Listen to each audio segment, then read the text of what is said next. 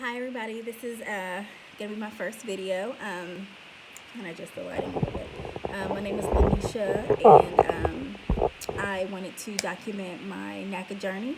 I have known about NACA for probably about a year and a half. I originally did my workshop January 2018, and at that time, NACA is not a quick little process or whatever. And so I had already begun to look at homes that were on the market, and there were some that I wanted to put offers on like ASAP. So I knew NACA was not going to work for me at that point in time. I actually went through another program in my area. I actually live in the Atlanta, Georgia metro area. I'm about 30 minutes from the city. So for all of you guys who are in the Atlanta area, this might be a little more insightful for you just to learn how our local NACA office is actually functioning and working.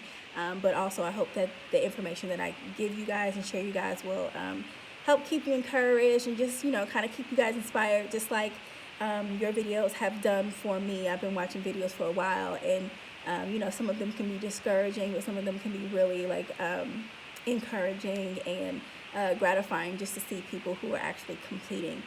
But anyhow, last year I attempted to purchase a home. I went through another program like I mentioned, and I found a home, submitted an offer, they accepted, went under contract, had my home inspection done, only for the bank to basically come back and drop my approval amount. So they actually reduced what they were going to approve me for to buy a home, and that amount was lower than what this house was on the market for. So I basically had to terminate that deal because my financing changed. So then I had received a new limit, and found another house, was going to submit an offer, and just decided that at that price point I just was not going to be able to get the house that I liked, plus still be able to get my kids or keep my kids in decently rated schools, which is almost the number one priority to me. So I decided to pull out from that as well, take a step back, and just kind of regroup. So here I am. It is April. Oh, what is the date? I can't even remember. April 3rd, 2019. So in January of this year, I decided to go ahead and attempt to use NACA again. This time, just being more prepared, having a clearer mind, because last year, I think emotionally I wasn't ready to make such a big purchase. There were just a lot of things going on. So I'm at a better space this year. So I called the NACA office to schedule my first intake because, again, when I attended the workshop last year, I never actually even scheduled an intake. I just immediately went with different financing. So I called in January, and they scheduled an appointment for April. So I was a little disappointed because, my wait time was going to be 3 months. And, when you're excited to buy a home, nobody wants to wait that long. So I attempted to get a remote counselor, and they told me even for remote, which is where you basically have your sessions over the phone and through email, you don't actually see a physical counselor. They told me it would be 3 to 4 months. So I went ahead and just took the April date, started preparing my binder, and if you guys are interested, I can actually do another video and show you exactly. Here's my binder right here. It's pretty hefty. I will actually show you what my binder looks like and just kind of talk about the different tabs and different sections and how organized. Oh goodness, I lost my train of thought. So anyway, I said I started to prepare my binder because I had this 3-month waiting period. Well, I had a really good friend of mine who was also scheduled for her intake in March. She decided to not use NACA. So she called and canceled her appointment for March, and I was actually able to snag it. So that kind of bumped me up to March. So had my first meeting March 13th. My intake session actually lasted a little over 3 hours. Now, I think average time they tell you is an hour and a half to 2 hours, but my MC, also known as mortgage counselor, he was extremely chatty. He was talking about a lot of personal, just things, things that didn't really have anything to do with intake. So it was taking a lot longer to get through. But so I go to the office. It was really quiet. I read all these forums where people say the office is chaotic and they're unorganized and this, and that. My experience so far in the Atlanta office has been pretty pleasant. I know there was a Saturday where they actually allow you to come in on Saturdays and use their computers to upload documents. Now, I have a personal computer at home. I have a scanner, all that. But I was having trouble uploading certain documents. So I thought, well, maybe if I go down here, they can help me. So I spent the afternoon, maybe like an hour, uploading documents at the local office. And it was really quiet. Wasn't like too chaotic or anything. So that was a nice surprise. Also, when I did my intake March 13th, I was scheduled with a female counselor. Now, after waiting 30 minutes past my appointment time, a male counselor came out. So immediately, I'm trying to be prepared. Just anybody who's researched NACA knows that you have to be prepared for some bumps, some hiccups, some stress, maybe even some anxiety with the process. So immediately, I was concerned because I'm like, okay, well, they already have changed something on me. They changed my counselor. She actually wasn't even there. Like she still works for them, but she just wasn't there. She was late. So, automatically I started to feel a little uncomfortable because I'm like, okay, this is my first session. She's not even in the building. She didn't even, call and say she was going to be late. So I felt like that was like a indicator that maybe this process was really going to be rough. But anyhow, they had a counselor who, I think he had a no-show. So he was like, no problem, I'll take her. So, and I'm so appreciative of that. So I didn't want to have to reschedule for like another 3 or 4 months. So anyhow, he took me, got started. Luckily, I had been watching all these videos, doing tons of research. And I'm just the type of person who's extremely organized anyway. I just can't even function without having order. So all the documents that they say are required, I uploaded all of them. This is pay stubs. I am a nurse. I'm a contract nurse and a W-2 nurse.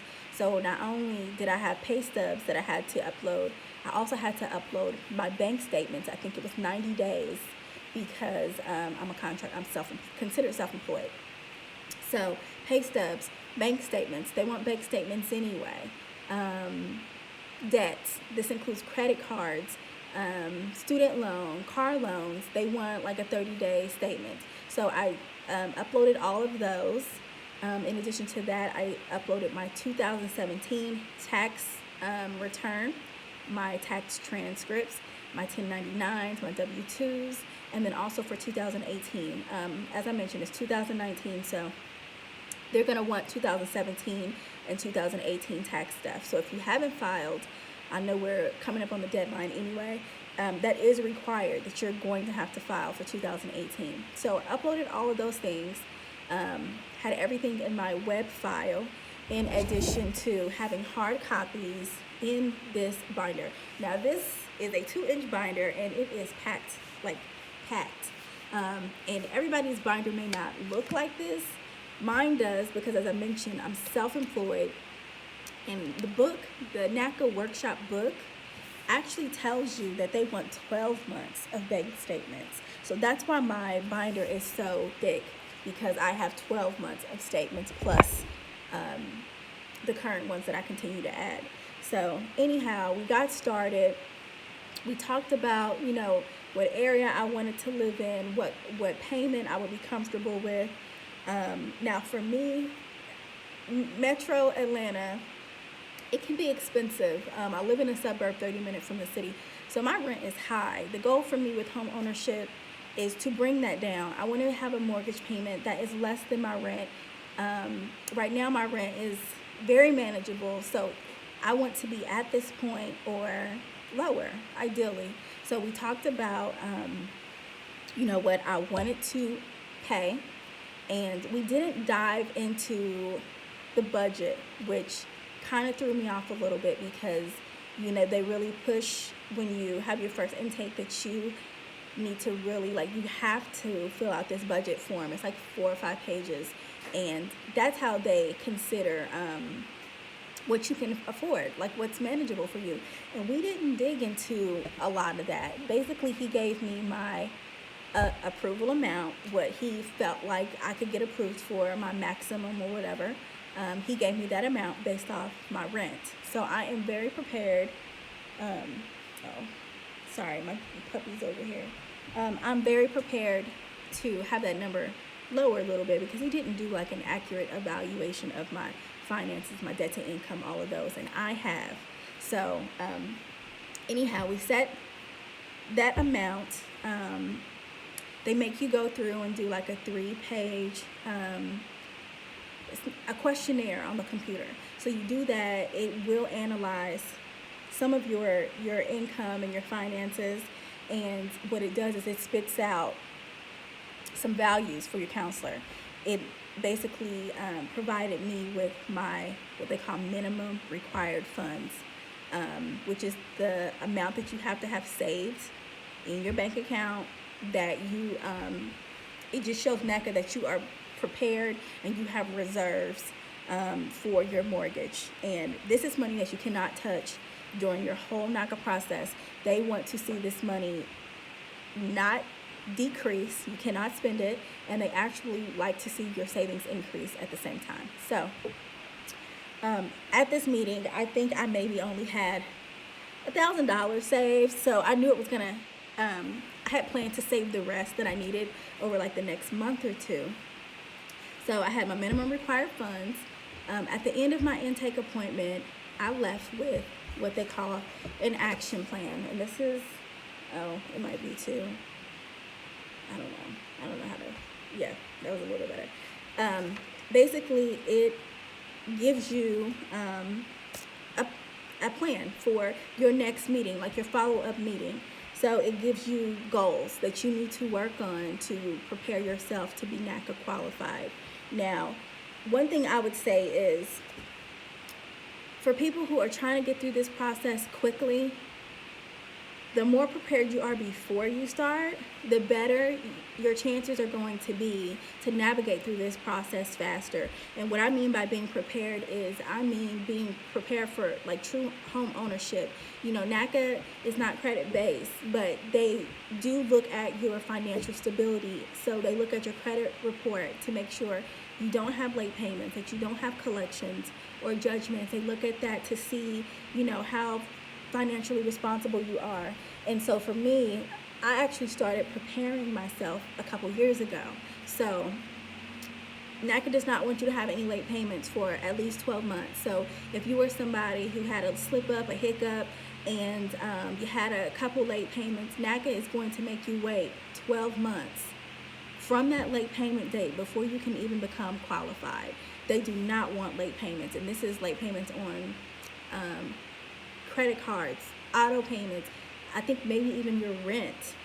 Those are all the things that they look at to determine whether you are prepared to become a homeowner. So for those of you who are looking to get through this faster, I recommend that you start to clean up your credit prior to entering the program, unless you're okay with taking the slower route, which could, you know, I met a woman who has been in the program for almost 2 years.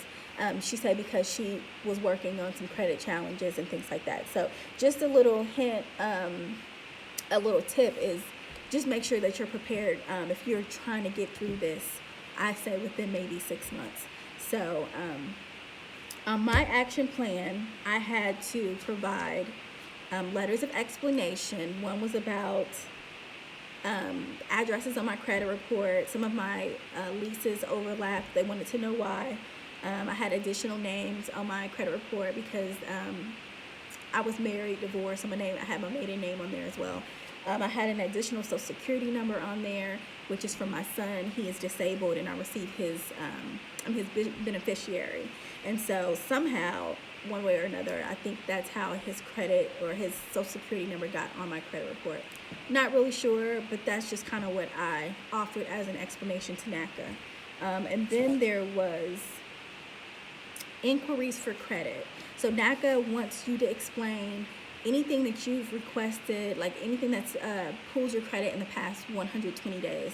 I had one on there for AT&T cable and internet, so I had to explain that one. And then the other one they have on my list is an inquiry from last June. I don't know why they're requiring a letter of explanation for it, because it was something from last June and it was paid off, I think, by September. So it's really irrelevant to my process right now. But they said they wanted a letter, so I'm going to give them the letter. Great thing is my MC sent me a template to show me exactly what I needed to. It's so bright in here.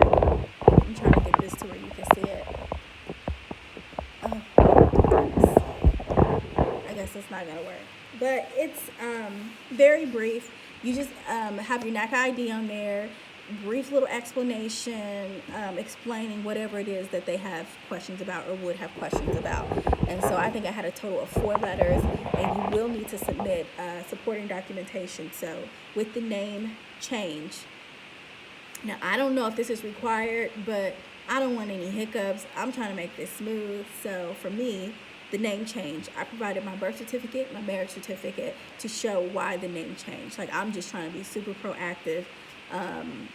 You know, sometimes your counselor can be difficult to get in touch with, so I'm just trying to alleviate any things that can be questioned, just to kind of help things go smoothly. So the letters of explanation, I had to pay a tax balance. I owed $100 for 2017, which I was on a payment plan for. Now, in the workshop, they will tell you that you are allowed to have a payment plan as long as I think it's been in existence for 12 months or whatever. That's not the case. And I know a couple people who have gone through NACA who have been on payment plans, and they decided that they would not accept that. They want you to pay off your tax debt. So I think maybe it depends on your counselor, but my counselor said no, he wanted it paid off. It was only $100, so I went ahead and paid it off, and then I waited for my 2017 tax transcript to be updated to show a 0 balance. So those are the only things I had. The letters of explanation, minimum required funds. They want you to be able to show that you have the money. And as I mentioned at the time, of March 13th, I only had like $1,000. My follow-up appointment was scheduled for April. I only had to wait 4 weeks, and that was really my choosing. He actually gave me the option to choose when I wanted to come back. He was like, you want to come back in a couple weeks? And I'm like, no, give me a little bit more time because I need to save this money. I have a secondary car, or I had a secondary car that I was saving for my daughter. She's 14. She won't be driving for another couple years. It's paid off, and I'm like, you know what? Homeownership to me is more important right now than her getting a car in 2-3 years or whatever. So I went ahead and sold it and got my minimum required funds. So as of now, I have met everything on my action plan. As I mentioned, my first intake was March 13th. I actually go back on April 16th. And I was actually super excited about that because people have talked about having 3 and 4 months in between meetings. And I actually think that's because they really want to allow you time to complete everything on your action plan. Sometimes you might need to pay this off, pay that off, handle something on your credit report. They're giving you time. The only thing that I needed time with was saving the money, and I was able to get that pretty quick. So my follow-up appointment is for April 16th. So the goal for my next appointment was to submit to underwriting. My MC told me that I had provided everything that he needed. I didn't really have any underlying issues, and as long as I completed everything on my action plan by our next meeting, I would be ready to go to underwriting. So that's extremely exciting for me. I'm trying to be super realistic with this process because so far it's, my MC, he's been pretty responsive when I've reached out to him. So for me, it's been kind of easy, and I just feel like at any moment something's going to change. And I'm not trying to be negative, but I also want to be realistic and understand that this process is not easy for for most anybody. So I'm just waiting for the little hiccup. So my next appointment, like I mentioned, is April 16th, and I have everything he asked for. I am continuing to update my pay stubs. I get those weekly, so I have to upload those to my web file. Bank statements, I got some new statements for April that I've gone ahead and uploaded. So, I'm looking forward, pretty anxious for this next appointment on the 16th. My lease ends April 27th, and I am choosing to do a month-to-month because he said that, if everything looks great on the 16th and I went to underwriting, he said I could be approved within a few days. So at this point, I'm going to do month-to-month. I don't want to do it terribly long because they did increase my rent $250 just to do month-to-month. So anyhow, that's just a little bit of what I have experienced so far, and I'm only 2.5 weeks in to the process. But also I did want to say, before you go to underwriting, you have to complete volunteer hours. And because I knew this was my goal for the visit on the 16th, I went ahead and volunteered at my first workshop. I think it was maybe the weekend before last. It was a really great experience, just meeting other people who are going through this with you, just being able to speak to them and have them give you some tips, have them give you encouraging words, keep each other uplifted. The workshop, we had to be there at 8 and it was over at 1. So it was pretty lengthy amount of time, but it went by really fast. Just to see people who are excited, just like we've been excited once we've attended our workshop. So it was really great. I exchanged some numbers with a few women, and we have communicated because they have had intake appointments. One has gone to underwriting. So just, celebrating with each other. I'm just excited to be in NACA, and I am going to follow it through. I'm not going to give up like I did the last time. My reasons for using NACA is not a conventional, because NACA is conventional. A traditional mortgage is going to cost me so much more money to afford a home. Like, ideally, I want to stay in my neighborhood. We have lived in this district for 5 years. I have found stability for my children. I have a special needs child. This particular system knows him very well. They know how to work with him. They will follow him through middle school, high school. For me, I would just love to be able to stay in my neighborhood. And I know that unless I'm willing to pay down, like my car, like pay my car off and things like that, I know that I can't afford to buy over here. NACA is affording me the ability to buy in this neighborhood because there's no PMI. That is saving, for the value of the homes here, I would save easily $200 a month. Having the lower interest rate, below market interest rate, that's saving me money. Being able to buy down the interest rate, that's going to save me even more money. My intention is to ask the seller to contribute 2 to 3% to further buy down my interest rate. Like, just the amount of savings is going to be, it's just going to allow me to buy a home that might be $50,000, $60,000 more than another area. So that is my reason for doing NACA, because it's the only route that will give me like the best chance of being able to stay in my current neighborhood. I mean, I am prepared to look in other areas, but we love it here. This is where we want to be.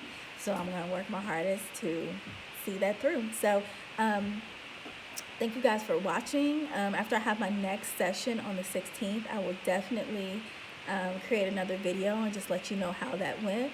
If anybody has questions about how to set up your NACA folder, like I have different tabs and everything like that. If you have any questions about that, or if you would like for me to do a video on exactly what those tabs say, like how they're labeled and what's in each little tab, I will definitely do that. I'll try to keep that one short and sweet. But anyway, just good luck to everybody as you are considering going through NACA, or you're in NACA, you're thinking about giving up on NACA. Just hopefully we can continue to keep each other encouraged and uplifted My agent bought her house through NACA, and so I just feel confident that I'll be able to make it through. So I will talk to you guys later. Bye.